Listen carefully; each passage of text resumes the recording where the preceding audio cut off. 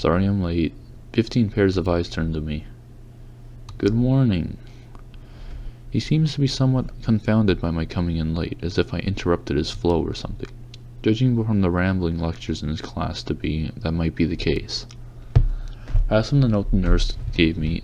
He takes it, nods, and reads quickly. Lifted his eyebrows and gives me some kind of stern look, but doesn't say anything, just nods. I shrug, and he gestures to me to run along as I naturally do. Class goes on lazily. I'm starting to think to get into the rhythm of the school. I have even stopped worrying about taking notes and being overly attentive. The first days I was pretty high-strung in class. He finishes the lecture about electricity early, but continues about a pause about the festival. So, as you know, the festival is on the day after tomorrow. Hope everyone's projects are going to be successful this year. Have a good time, but also come Sunday. Please keep the meaning of this festival in your minds. Games and fried food. Everyone bursts out in laughter, as so do I. Yes, thank you. But what I meant is more of the...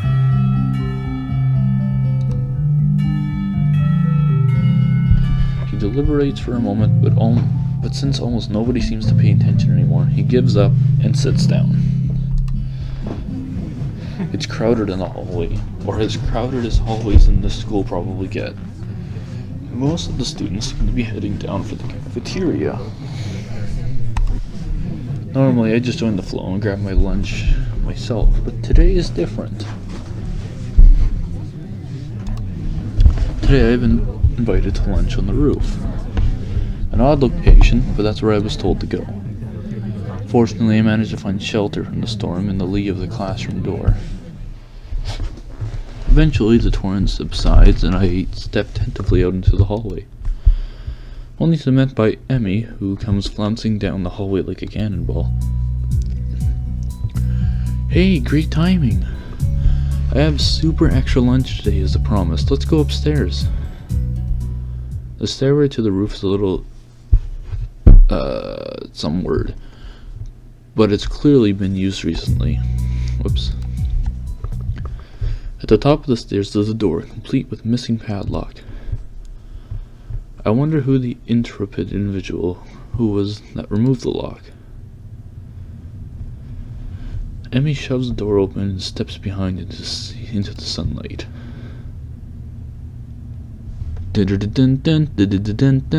No. Why is she here? Suddenly, a tall, dark stranger appears from out of nowhere, standing imposingly in front of us. Emmy flinches back, almost falling back down the stairs.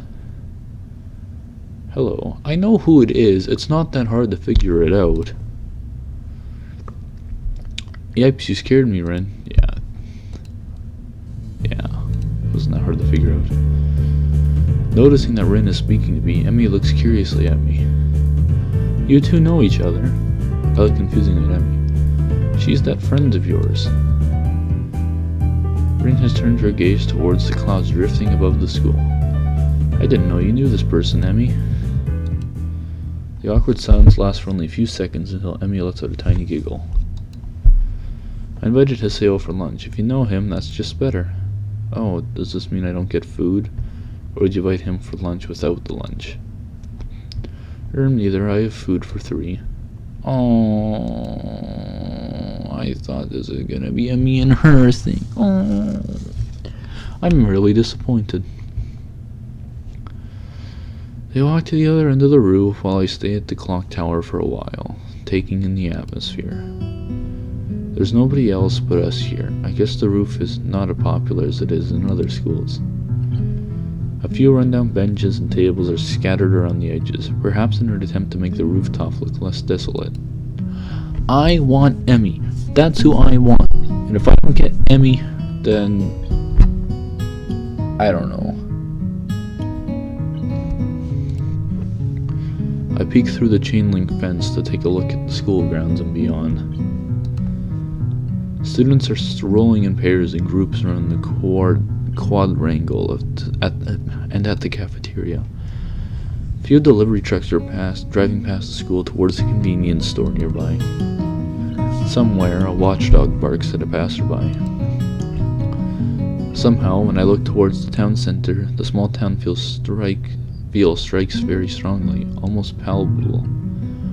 The hectic lifestyle of big metropolises seems so far away and foreign here. Nobody has to run to catch a bus like their life depended on it, or get their senses overloaded by the neon lights and traffic jams. I feel surprisingly optimistic about this new life of mine, looking at my new hometown, even if it's going to be mine for only one short year. Finding out about my illness and having to move away from home all came so suddenly, I haven't had time to think about how I feel about it. When I step out of the shadow of the clock tower to the open, I feel warmth touching my back. The sun shines from a perfect clear cerulean sky. A cool breeze sweeping over the rooftops makes me shiver, but only briefly. The wind carries the scent of trees and flowers, not smog and car exhaust like it used to just a week ago. Emmy settles on a bench with Rin in tow and produces one big and two small lunch boxes from her bag. Come on, what are you waiting for? She is beckoning me to join them, making room on the already small bench. I seat myself on the corner of the bench to take as little space as possible. It's pretty cramped, but somehow all three of us fit on it. Impressive view. Emmy surprises a giggle and places the lunchbox in front of her and hands another lunchbox to me. Here you go, lunch is promised. Homemade, no less. I'm impressed. Wow, this looks really good. Thanks, I made it myself when I can. Conversation dies off as I set about the business of feeding myself. Taking a few bites, I glance up and notice Rin deftly opening the lunchbox and popping a forkful of food into her mouth using only her feet. Even though I've seen it before, I can't help but be impressed by her dexterity. It's also a reminder of the sort of place I am in right now.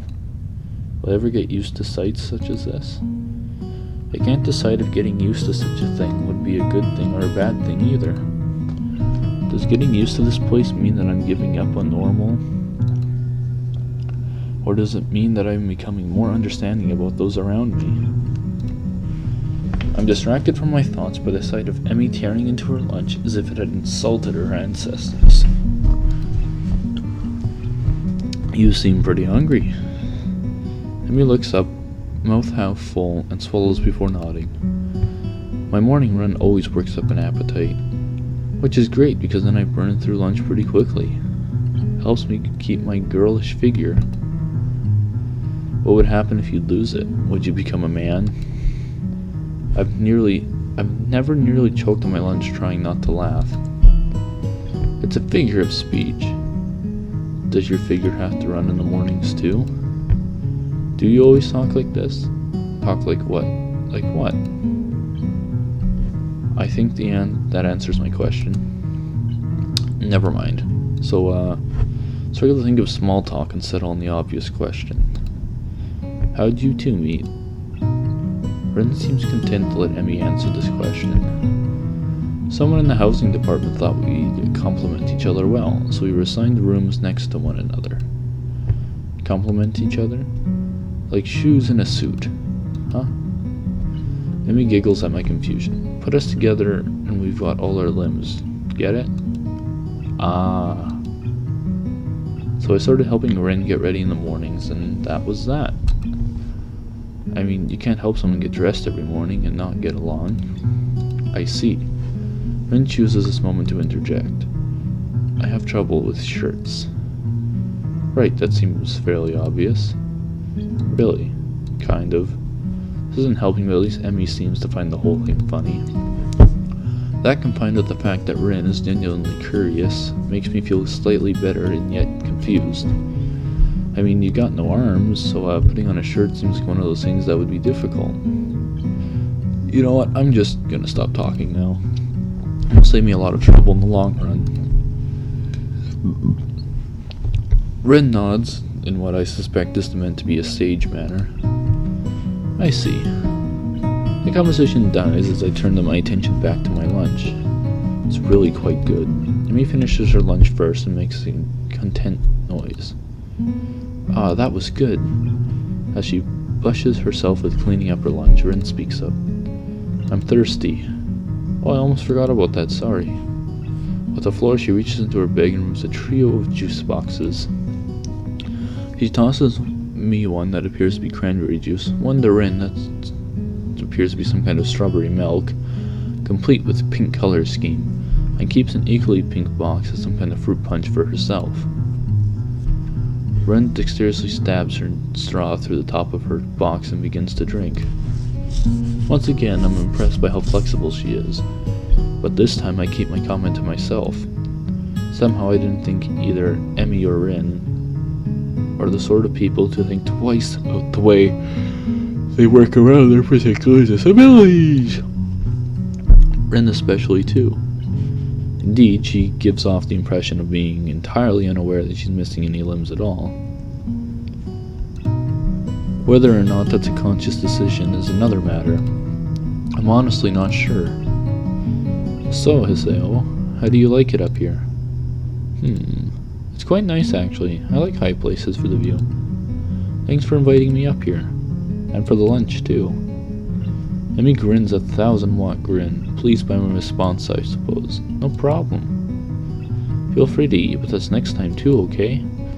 I won't make you a lunch, but you can bring your own up here. No lunch service? I don't know. Emmy looks mock offended. Trying to take advantage of my good nature? The nerve. She giggles. Well, if that's your answer, I guess Rin and I will just keep eating lunch all alone. I am suddenly assaulted by the most heart-rending puppy dog eyes I've ever seen as Emmy pouts. Kidding, I was kidding. I'd love to eat lunch up here again. Good location and the company's okay too. Emmy frowns a bit at my declaration of okay, but seems happy enough that I've accepted her invitation. I guess that makes us friends now, or at least acquaintances. The lunch bell rings, signaling a return downstairs. Rin, you didn't finish your lunch again. I wasn't that hungry. If you don't eat more, you're going to fade away. Rin shrugs as if this is an acceptable risk. Come on, we better get going. 3 of us head down the stairs together.